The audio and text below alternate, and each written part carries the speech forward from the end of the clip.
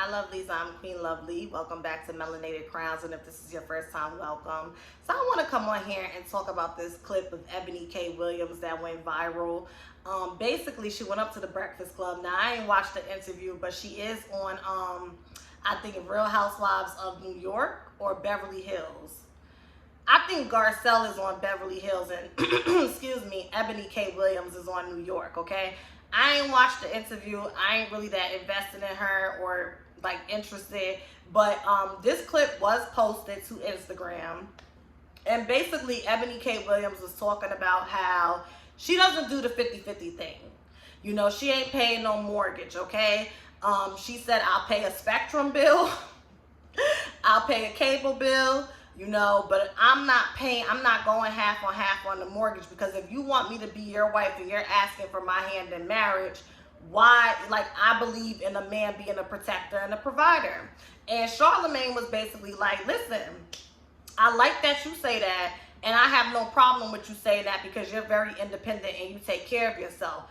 Now, every time a woman, especially a black woman, proclaims her standards, here comes the bitter Bettys, okay, and the bitter betas, okay, low value betas, okay, that have stuff to say. And Angela Yee had posted this clip to her Instagram, and people basically came into the, I got lipstick, I'm doing the Meg Thee Stallion, okay, I'm good. Excuse me.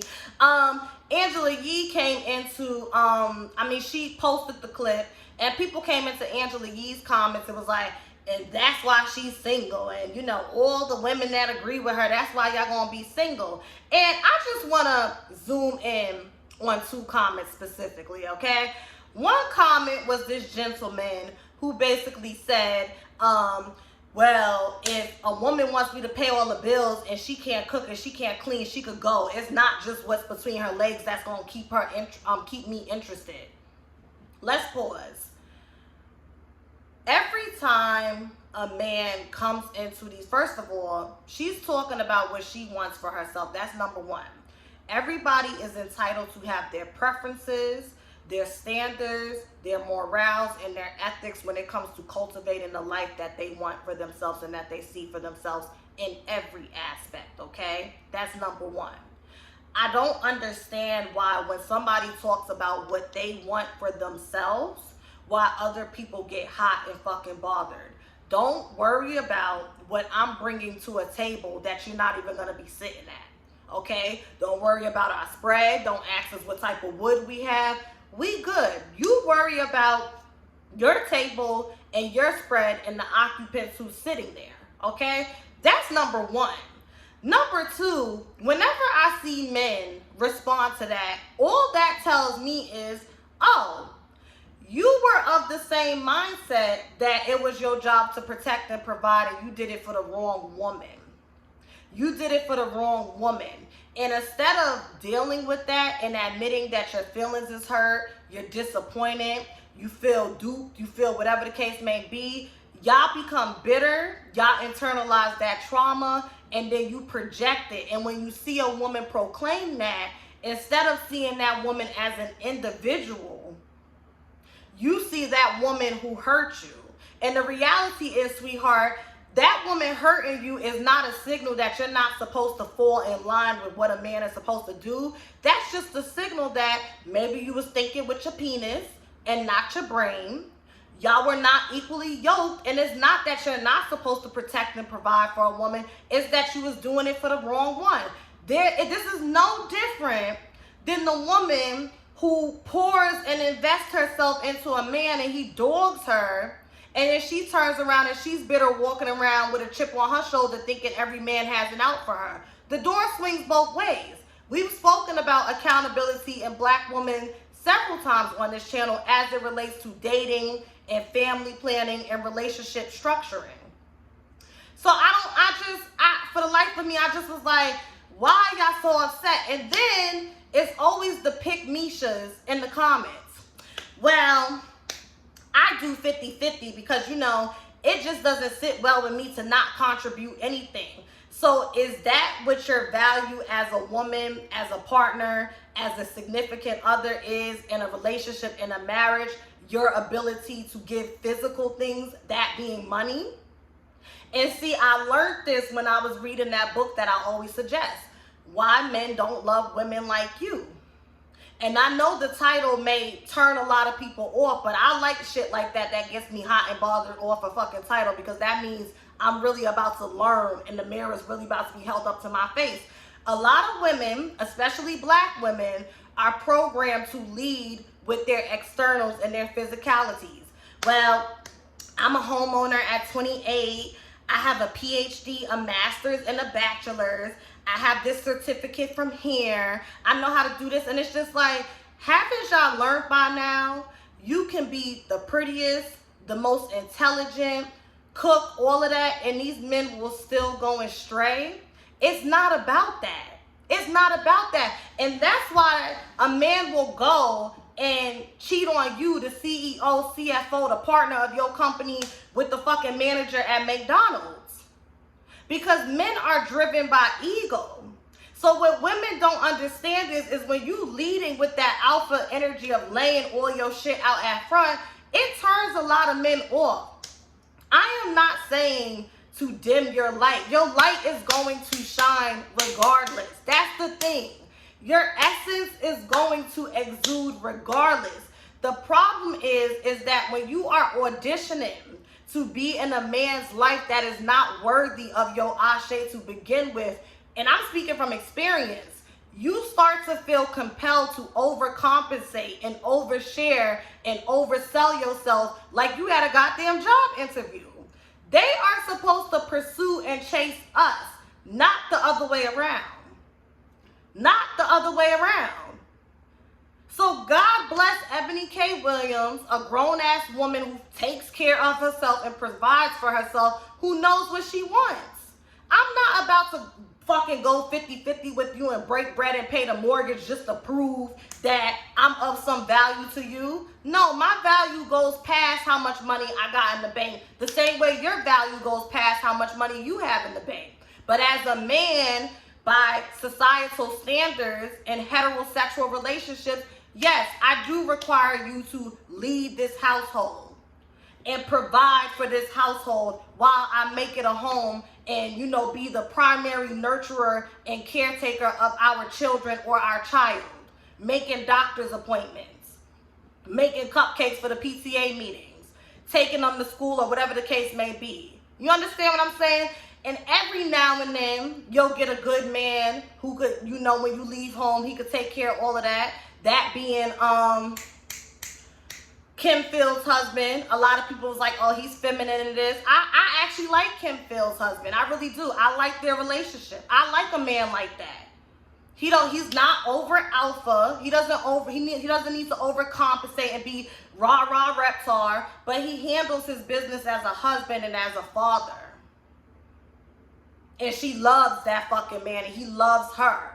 I will never forget when Kenya Moore brought that woman to tears, and he was able to calm his wife down, and then he just became her biggest cheerleader. That's what I want in my partner and my significant other. So, yeah, people was just mad. And again, it's called nuance, ladies. Y'all, see, here's the thing. If you are so happy with splitting bills 50-50 and being the primary caretaker of y'all 50-11 kids or whatever the case may be, and working 40 hours a week at a 9-to-5 job or more, why, when you see a woman who is just as independent and resourceful as you, say, no, if I get married, I want my man to pay the mortgage and be the sole financial provider in the household when it comes to those expenses, why do you feel the need to come under the comments and tell her it's not going to work? Like, you should go read those comments when you're done. It's not going to work. It takes two to make a marriage work. 50-50 for me. I like, you know, contributing 50% because it makes me feel valuable. Well, good for you. Good for you that you find your value and your ability to reach in your wallet. I know my value outside of that. I don't got a lick of money like that. Well, let me not speak that over me. I'm in between blessings. But you get the point I'm making. Like, and you know what's funny? I was just recently in a dating situation with a man who is alpha male, pays for everything, opens my car doors, wait till I get in, put the seatbelt in, closes the door, like all of that. But he didn't, like, he was trying to control me with that, right? And this is the other side of that, where women come and say, well, I'm going to contribute to the household because I don't want a man to think he can control me. A controlling man is a controlling man. A controlling man is a controlling man. And it wasn't a thing where it's like, okay, well, these $300 dates you taking me on, I could take myself on, because if I'm being honest, I can't. I can afford to spend like $100 on myself a day, but not $300 in one shot every week. But I'm also not going to stick around and feel like my spirit is being crushed because now you're trying to dictate my every move. I'm going to step. I'm going to continue to work on myself. My standards are not going to change. And I'm going to find a man who appreciates me on a soul level and doesn't view me as property. And he's going to pay the bills. Period. See how that works? What happens is a lot of people settle.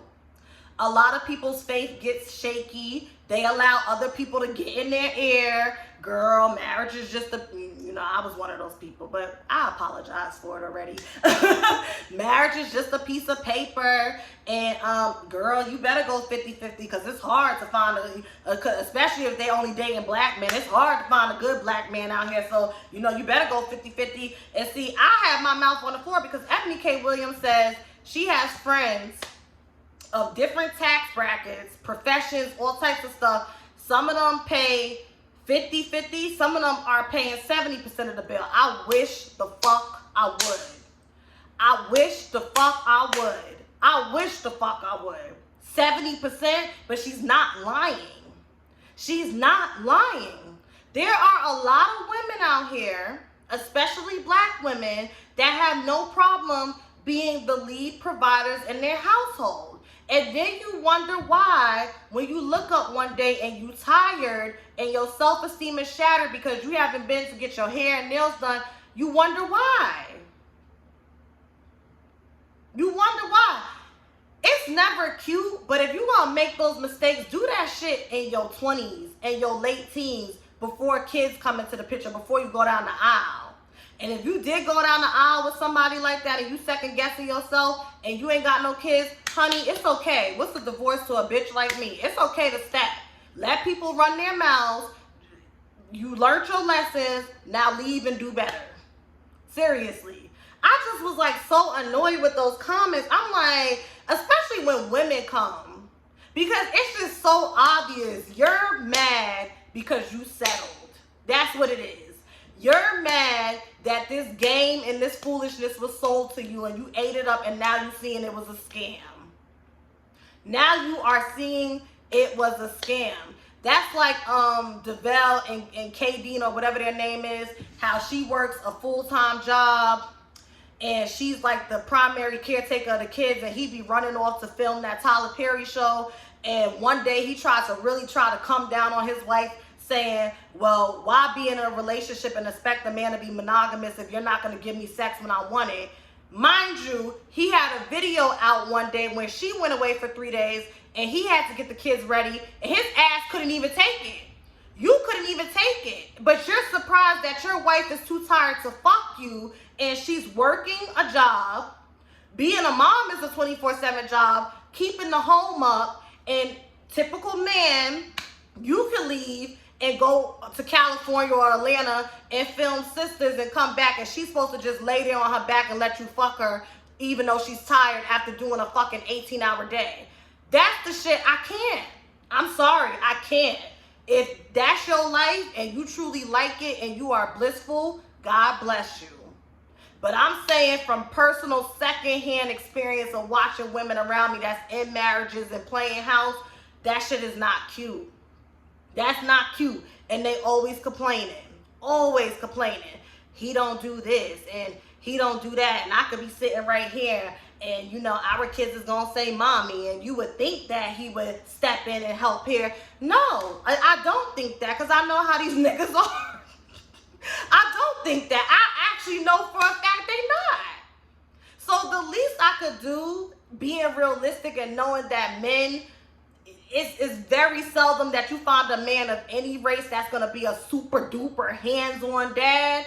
Nigga, you paying these bills, period. And if you don't like it, oh well. I'm not dating you. I'm talking about my future husband that's already waiting in the background that my ancestors and God will usher in when they see fit.